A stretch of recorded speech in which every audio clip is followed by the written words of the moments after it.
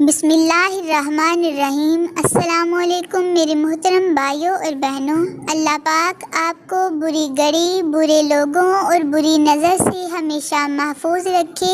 دل سے دعا ہے کہ آپ جن دعاؤں کے لیے ہاتھ اٹھائیں، فرشتے فوراً انہیں عرش الہی تک لے جائیں اور آپ کے ہاتھ نیچے آنے سے پہلے وہ دعائیں قبول ہو جائیں، آمین ثم آمین۔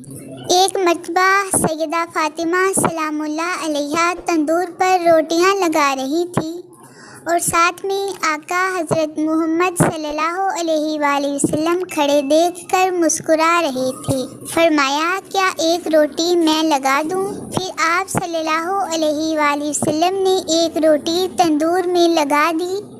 پھر سیدہ فاطمہ سلام اللہ علیہا نے عرض کیا، بابا جان، روٹی تو پک ہی نہیں رہی۔ آپ صلی اللہ علیہ وآلہ وسلم نے فرمایا کہ جس چیز کو میں ہاتھ لگا دوں اس پر آگ حرام ہو جاتی ہے۔ یا اللہ، ہم سب کو اپنے پیارے نبی حضرت محمد صلی اللہ علیہ وآلہ وسلم پر کثرت سے درود پاک پڑھنے کی توفیق عطا فرما اور ہم سب پر جہنم کی آگ حرام کر دینا، آمین ثم آمین۔ بدترین گناہ کیا ہے؟ حضرت امام علی علیہ السلام نے فرمایا، برے لوگوں کو اچھا کہنا بدترین گناہوں میں سے ہے۔ اللہ تعالیٰ ہمیں سب گناہوں سے بچنے کی توفیق عطا فرمائے، آمین۔ میری پیاری بہن بھائیوں، اگر آپ نے میرے چینل کو سبسکرائب نہیں کیا تو برائے مہربانی ابھی سبسکرائب کر دیں اور ویڈیو کو لائک اور شیئر ضرور کریں۔ اللہ آپ کو بہترین جزا عطا فرمائے، آمین۔ اگر کسی سے محبت ہونے لگے تو صدقہ دو، محبت ہوئی تو مل جائے گی اور اگر بلا ہوئی تو ٹل جائے گی۔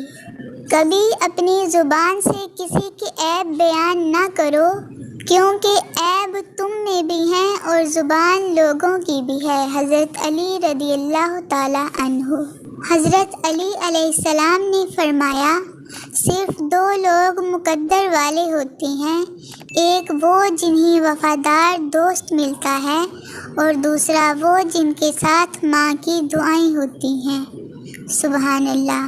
درخت کے نیچے پانی ڈالنے سے سب سے اونچے پتے پر بھی پانی پہنچ جاتا ہے۔ اسی طرح اخلاص کے ساتھ کیے گئے نیک اعمال اللہ تک پہنچ جاتے ہیں۔ خدمت سب کی کریں مگر امید کسی سے بھی نہ رکھیں، کیونکہ خدمت کا اجر صرف اللہ ہی دے سکتا ہے، انسان نہیں۔ بے شک میرے پیارے بھائیوں اور بہنوں، آخر پر آپ لوگوں سے گزارش کر رہی ہوں کہ برائے مہربانی میرے چینل کو سبسکرائب اور ویڈیو کو لائک اور شیئر ضرور کیجیے گا۔ اللہ تعالیٰ آپ کو دنیا و آخرت میں بہترین جزا عطا فرمائیں، آمین ثم آمین۔ اللہ حافظ۔